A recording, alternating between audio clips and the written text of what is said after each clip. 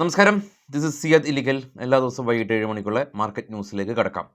അങ്ങനെ നിഫ്റ്റി ഇടിഞ്ഞ് അതിൻ്റെ 5 മന്ത് ലോ എത്തി നിൽക്കുകയാണ്. ഏകദേശം ഒരു 10% കറക്ഷൻ ഇന്ത്യൻ മാർക്കറ്റിൽ ഇൻഡെക്സ് ആയിട്ടുള്ള നിഫ്റ്റിയിൽ കണ്ടു. നിഫ്റ്റിയുടെ ചാർട്ട് നമുക്കൊന്ന് പരിശോധിക്കാം. ചാർട്ട് കാണാം.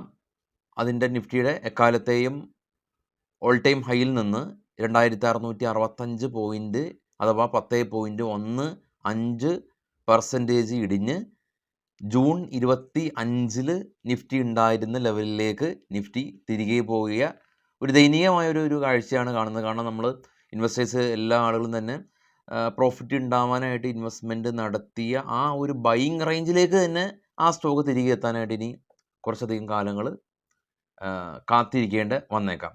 ഇന്നലെ ഇന്ത്യയുടെ CPI ഇൻഫ്ലേഷൻ ഡേറ്റ വന്നു. 5 മന്ത് ഹൈ ആണ് ഉണ്ടായിരുന്നത്. അപ്പോൾ അതുകൊണ്ട് ഇടിയാനായിട്ട് ലോക്കൽ ക്യൂസ് അത് മാത്രമാണ് ഉള്ളത്. പിന്നെ നമുക്ക് കോൺസ്റ്റൻ്റായിട്ട് നിലനിൽക്കുന്ന നെഗറ്റീവായിട്ടുള്ള ലോക്കൽ ക്യൂസാണ് FISൻ്റെ സെല്ലിങ്. അതിൽ ഒരു മാറ്റം വരാതെ നിഫ്റ്റിയിൽ ഒരു പുൾ ബാക്ക് നമുക്ക് പ്രതീക്ഷിക്കാൻ പറ്റില്ല. കാരണം FISൻ്റെ ഭാഗത്തു നിന്ന് കനത്ത സെല്ലിംഗ് ആണ് ഉള്ളത്. FMCG സ്റ്റോക്കുകളിൽ ഇന്നും ഇടിവ് തുടർന്ന് FMCG ഇൻഡെക്സ് 2% ഇടിഞ്ഞു. നിഫ്റ്റി 300-ലേറെ പോയിൻ്റ് ഇടിഞ്ഞപ്പോൾ സെൻസെക്സ് 1000-ൻ്റെ അടുത്തും, സെൻസെക്സ് ഏകദേശം 800-ൻ്റെ അടുത്തും, ബാങ്ക് നിഫ്റ്റി 1000-ൻ്റെ അടുത്തും, ഫിൻനിഫ്റ്റി ഏകദേശം ഒരു 400 പോയിൻറ്റിന് മുകളിൽ ഇടിവ് രേഖപ്പെടുത്തി. നിഫ്റ്റി 50-ൽ ഇന്ന് ഏകദേശം 44 കമ്പനീസ് മാത്രമാണ് ഇന്ന് ഗ്രീനിൽ ക്ലോസ് ചെയ്യാനായിട്ട് സാധിച്ചിട്ടുള്ളൂ. MCX, HAL, ഗെയിൽ തുടങ്ങിയ മിഡ് ക്യാപ്പ് സ്റ്റോക്കുകളും കനത്ത ഇടിവ് രേഖപ്പെടുത്തി. ഇന്ന് US-ലെ ഇൻഫ്ലേഷൻ ഡേറ്റ 7 മണിക്ക് വരാനിരിക്കെ ഏഷ്യൻ മാർക്കറ്റുകളെല്ലാം തന്നെ നെഗറ്റീവായിട്ടും US ഫ്യൂച്ചർ ഫ്ലാറ്റ് വിത്ത് നെഗറ്റീവ് സെൻറ്റിമെൻറ്റ്സ് ആയിട്ടും ഇപ്പോൾ ട്രേഡ് ചെയ്യുന്ന യൂറോപ്യൻ മാർക്കറ്റ് പോസിറ്റീവായിട്ടും നിലകൊള്ളുന്നുണ്ട്. അപ്പോൾ ഒരു പ്രത്യേക ഒരു മാനസികാവസ്ഥയിലേക്ക് ആളുകളെല്ലാം തന്നെ പോയി ഇരിക്കുകയാണ്. കാരണം സ്റ്റോക്കുകളുടെ എല്ലാം തന്നെ പീക്കിൽ ഏറ്റവും ഓൾ ടൈം ഹൈയിലൊക്കെ വാങ്ങിച്ച് വച്ചിരിക്കുന്ന പല സ്റ്റോക്കുകളും, അതായത് നല്ല വാല്യുവേഷനുള്ള സ്റ്റോക്കുകൾ നിയർ ഏകദേശം ഒരു 30 മുതൽ 50% വരെയൊക്കെ കറക്ഷൻ നൽകി. അതിനർത്ഥം നമ്മുടെ ഇൻവെസ്റ്റ്മെൻറ്റിൻ്റെ പർട്ടിക്കുലർ സ്റ്റോക്കിലാണ് ഇൻവെസ്റ്റ്മെൻറ്റിൻ്റെ ഏകദേശം ഒരു 40%-ലേറെ ഫോളായ സ്റ്റോക്കുകൾ, അതും പൊട്ടൻഷ്യലുള്ള സ്റ്റോക്കുകളാണ്. റാലി രേഖപ്പെടുത്തിയിരിക്കുന്ന സ്റ്റോക്കുകൾ തിരിച്ചിറങ്ങുന്ന ഒരു കാഴ്ചയാണ്. അപ്പോൾ ഈ സ്റ്റോക്കുകൾ അല്ലെങ്കിൽ മാർക്കറ്റ് ഇങ്ങനെ തിരിച്ചിറങ്ങുന്നത് കൂടുതൽ ആളുകൾ കാണാൻ വഴിയില്ല. അപ്പോൾ ഇത്തരത്തിലും ഒരു ഫേസ് മാർക്കറ്റിനുണ്ട് എന്നുള്ളതാണ്. ഇത് പറയുമ്പോൾ തന്നെ നമ്മളുടെ അയൽ രാജ്യമായ ചൈനയിൽ ഏകദേശം ഒരു 25 വർഷക്കാലത്തോളം അവിടുത്തെ ഇൻഡെക്സ് നെഗറ്റീവ് റിട്ടേൺ നൽകിയിട്ടുണ്ട്. ജപ്പാനിൽ നെഗറ്റീവ് റിട്ടേൺ നൽകിയിട്ടുണ്ട്. അതിനർത്ഥം ഇന്ത്യ നെഗറ്റീവ് റിട്ടേൺ തരുമെന്നല്ല, മറിച്ച് താഴേക്ക് മാർക്കറ്റ് പോകുമ്പോൾ ഉള്ള ഒരു സ്പീഡ് കാണണം. വളരെ ശക്തമായിട്ടാണ് മാർക്കറ്റ് താഴേക്ക് പതിക്കുന്നത് എന്നുള്ളത് കൂടി നമ്മൾ മനസ്സിൽ വെച്ചേക്കണം. ഇപ്പോൾ ഈ ഒരു സമയത്ത് ഇൻട്രാഡേ ട്രേഡും ഓപ്ഷൻ ബൈയിങ്ങും സെല്ലിങ്ങും എല്ലാം തന്നെ കുറച്ച് ബുദ്ധിമുട്ടാണ്. ഇപ്പോൾ ട്രേഡ് ചെയ്ത് പ്രോഫിറ്റ് ഉണ്ടാക്കുക എന്ന് പറയുന്നത് ഭയങ്കര ഭീകരമായിട്ടുള്ള ബുദ്ധിമുട്ടായിട്ടുള്ള അവസ്ഥയാണ്. അപ്പോൾ അതുകൊണ്ട് തന്നെ ആ ഒരു പെർസ്പെക്റ്റീവിൽ മാത്രം മാർക്കറ്റിനെ സമീപിക്കുക. ഇനി ഇന്നത്തെ ഏറ്റവും ഇടിവ് രേഖപ്പെടുത്തിയത് hero MotoCorp 4.5%, ഹിൻഡൽകോ 3.5%, Tata steel, M&M, Eicher Motors. അപ്പോൾ ഓട്ടോമൊബൈൽ സെക്ടറിൽ നിന്ന് കനത്ത ഇടിവ് ഉണ്ടായിട്ടുണ്ട്. Britannia, NTPC, Tata Motors, HUL ഇന്ന് ജസ്റ്റ് പോസിറ്റീവിൽ ക്ലോസ് ചെയ്തു. ഗ്ലോബൽ മാർക്കറ്റിൽ ഏറ്റവും ടോപ്പിൽ ബിറ്റ്കോയിൻ 87, ബ്രൻ്റ് ഓയിൽ 72, ഗോൾഡ് തിരിച്ചൊന്ന് കയറി 2608. ഇന്ത്യ വിക്സ് ഇന്ന് 5% സ്പൈക്ക് ചെയ്ത് 15.3. ഡോ future negative. Nikki, Japan market, Australia, KOSPI എല്ലാം തന്നെ നെഗറ്റീവ്. ഇപ്പോൾ ട്രേഡ് ചെയ്യുന്ന China പോസിറ്റീവായിരുന്നു. FTSE, CSE 40, DAX, German, UK, France മാർക്കറ്റുകൾ പോസിറ്റീവായ രീതിയിലാണുള്ളത്. നാളെ നിഫ്റ്റിയുടെ എക്സ്പയറി ആണല്ലോ. നിഫ്റ്റിയുടെ സ്പോട്ട് 23,559. PCR കാണാം ഏറ്റവും ടോപ്പിൽ 0.55. Major resistance zone 23,800, 24,000 നിലകൊള്ളുന്നുണ്ട്. സപ്പോർട്ടായിട്ട് 23,300 ഒരു മേജർ സപ്പോർട്ടാണ്. അതിനുശേഷം സ്വാഭാവികമായിട്ടും 23,300 പൊട്ടിയാൽ 23,000 ഒക്കെ ആയിരിക്കും. 23,000-ലാണ് ഇപ്പോൾ നമ്മുടെ പ്രതീക്ഷ. 24,000 സപ്പോർട്ടുണ്ടായ മാർക്കറ്റാണ് ഇപ്പോൾ നമ്മൾ 23,000-ലേക്ക് എത്തി നിൽക്കുന്നത്. അപ്പോൾ അതായത് 1000 പോയിൻ്റൊന്നും വളരെ സിമ്പിളായിട്ടാണ് നമ്മൾ കൺസിഡർ ചെയ്യുന്നത്. നിഫ്റ്റി ഇത്ര ഹയർ റേഞ്ചിലായതുകൊണ്ടാണ് ഈ ഒരു 1000 പോയിൻ്റ് പെർസെൻറ്റേജ് വൈസ് ഇത്ര വലുതല്ലാത്തത്. പണ്ടാണെങ്കിൽ 1000 പോയിൻ്റ് എന്ന് പറയുന്നത് വലിയൊരു പെർസെൻറ്റേജാണ്. കാരണം നിഫ്റ്റിയുടെ സ്വാഭാവികമായിട്ടുള്ളൊരു അവസ്ഥ നമുക്ക് ഉണ്ടായിരുന്നത് 17,000 18,000 ആ റേഞ്ചൊക്കെ ആയിരുന്നു. അപ്പോൾ അതിൽ നിന്നാണ് നിഫ്റ്റി ശക്തമായി റാലി രേഖപ്പെടുത്തി 26,000 മറികടന്ന് പോയത്. ഓക്കെ, എനിവേ നമുക്ക് സ്റ്റോക്കുകളിലെ കുറച്ച് വാർത്തകളിലേക്ക് നമുക്ക് പോകേണ്ടതായിട്ടുണ്ട്. ഐഷർ മോട്ടോഴ്സ് നെറ്റ് പ്രോഫിറ്റ് 8.5% ഉയർന്ന് 1,100 കോടി രൂപ കരസ്ഥമാക്കി. Godrej industries company net profit ഡബിളായിട്ടുണ്ട്, ഓൾമോസ്റ്റ് ഡബിളായി 288 കോടി രൂപ ഉയർന്നു. റവന്യൂ 22% ഉയർന്നു. കല്യാൺ ജ്വല്ലേഴ്സ് നെറ്റ് പ്രോഫിറ്റ് 3% ഫോളായി 131 കോടി രൂപയാണ് കരസ്ഥമാക്കിയത്. നസാര ടെക് ഇവരൊരു ഗെയിമിംഗ് കമ്പനിയാണ്. ONDC ആയിട്ട് ഒരു പുതിയ ബിസിനസ് കോൺട്രാക്ട് സൈൻ ചെയ്തു. Samvardhana Motherson Sumi net profit 222% spike ചെയ്ത് 948 കോടി രൂപ കരസ്ഥമാക്കി. നാൽക്കോ കമ്പനി നെറ്റ് പ്രോഫിറ്റ് 187 കോടി രൂപയിൽ നിന്ന് 1,040 കോടി രൂപയിലേക്ക് ഉയർന്നു. Sun TV company net profit year on year നോക്കുകയാണെങ്കിൽ 11% ഡിക്ലൈൻ കുറവാണ് ഉണ്ടായിട്ടുള്ളത്. 464 നിന്ന് 409 കോടി രൂപയിലേക്ക് പ്രോഫിറ്റ് കുറഞ്ഞു. Thermax company net profit 24% year on year ഉയർന്നു. 158 നിന്ന് 198 കോടി രൂപയിലേക്ക് ഉയർന്നു. സാഗിൽ പ്രീപെയ്ഡ് കമ്പനി നെറ്റ് പ്രോഫിറ്റ് 7 കോടി രൂപയിൽ നിന്ന് 18 കോടി രൂപയിലേക്ക് ഉയർന്നു. പെരാൻസിയ ബയോടെക് കമ്പനി 8 കോടി രൂപ ലോസ്, ഇത്തവണ 8 കോടി രൂപ പ്രോഫിറ്റ്. വീനസ് പൈപ്പ് കമ്പനി 20 കോടി രൂപയിൽ നിന്ന് 23 ഉയർന്നു.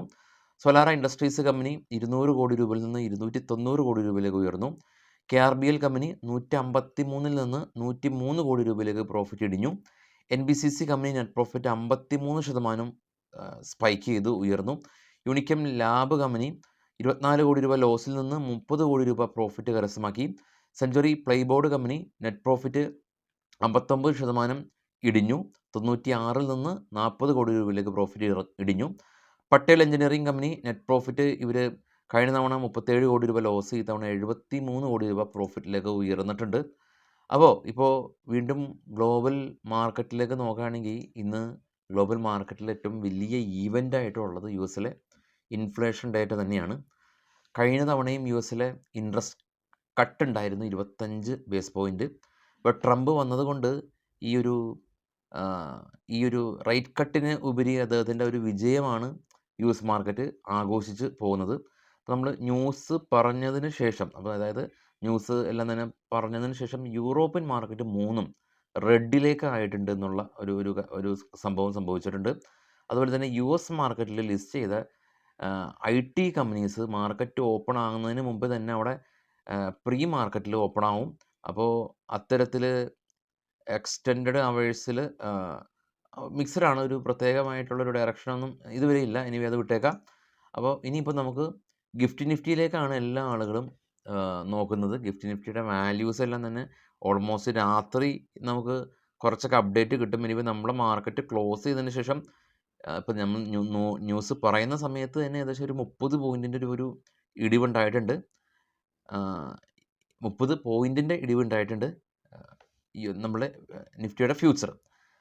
കണ്ട വേറൊരു പ്രത്യേകത എന്ന് പറയുന്നത് അവസാനത്തെ നിഫ്റ്റിയുടെയും മറ്റുള്ള എല്ലാ ഇൻഡെക്സിൻ്റെയും, എസ്പെഷ്യലി നിഫ്റ്റിയും ബാങ്ക് നിഫ്റ്റിയും ഫിൻ നിഫ്റ്റിയും എല്ലാം തന്നെ അവസാനത്തെ, എസ്പെഷ്യലി നിഫ്റ്റി അവസാനത്തെ ഒരു 4 ക്യാൻഡിൽ, അതായത് അവസാനത്തെ ഒരു ഓൾമോസ്റ്റ് ഒരു ഹാഫ് ആൻ അവർ റിക്കവറിക്ക് വേണ്ടി ശ്രമിച്ചിട്ടുണ്ട് എന്നുള്ളതാണ്.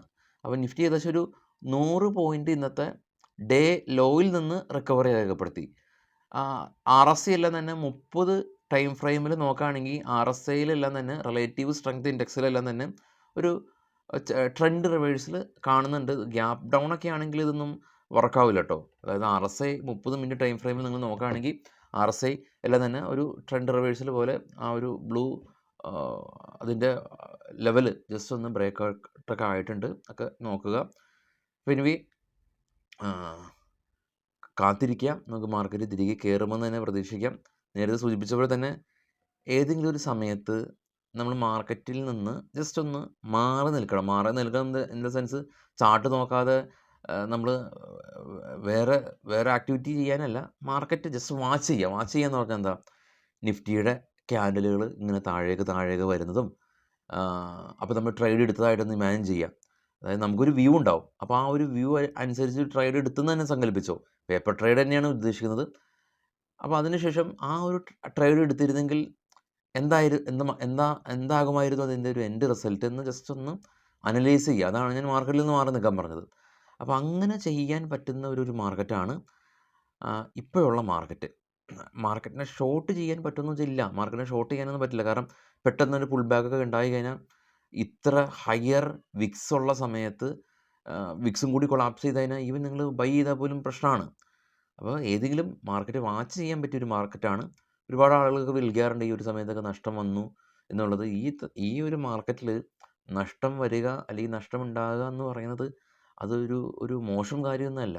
നേരെ മറിച്ച് നഷ്ടത്തിൻ്റെ തീവ്രത കുറയ്ക്കുക എന്നുള്ളത് മാത്രമാണ് നമുക്ക് പറ്റുള്ളൂ. അതായത് ഒരു നഷ്ടത്തിലേക്ക് പോയിക്കൊണ്ടിരിക്കുന്ന ഒരു ട്രേഡിനെ തിരികെ വരുമെന്നുള്ള ഒരു പ്രതീക്ഷയിൽ ഹോൾഡ് ചെയ്യുന്നത് മണ്ടത്തരം. നഷ്ടം ഉണ്ടാകുക എന്ന് പറയുന്നത് മണ്ടത്തരമല്ല. നഷ്ടമുണ്ടാകുക, അതിലുപരി നമുക്കൊരു വേറൊരു ടൈം ഉപയോഗിക്കാം. SL ഹിറ്റ് ചെയ്തു. എന്താ? SL ഹിറ്റ് ചെയ്തു. SL ഹിറ്റ് ചെയ്യുക എന്ന് പറയുന്നത് ഒരു മോശം കാര്യമല്ല. നേരെ മറിച്ച് ലോസിനെ പെരുകി അതിനെ വളർത്താനായിട്ട് നിങ്ങൾ ശ്രമിക്കുന്നുണ്ടെങ്കിൽ അതാണ് പ്രശ്നം. അത് മാറ്റാൻ ശ്രമിക്കുക. എനിവേ നാളെ രാവിലെ ഇറക്കി എത്താം. Thank you all.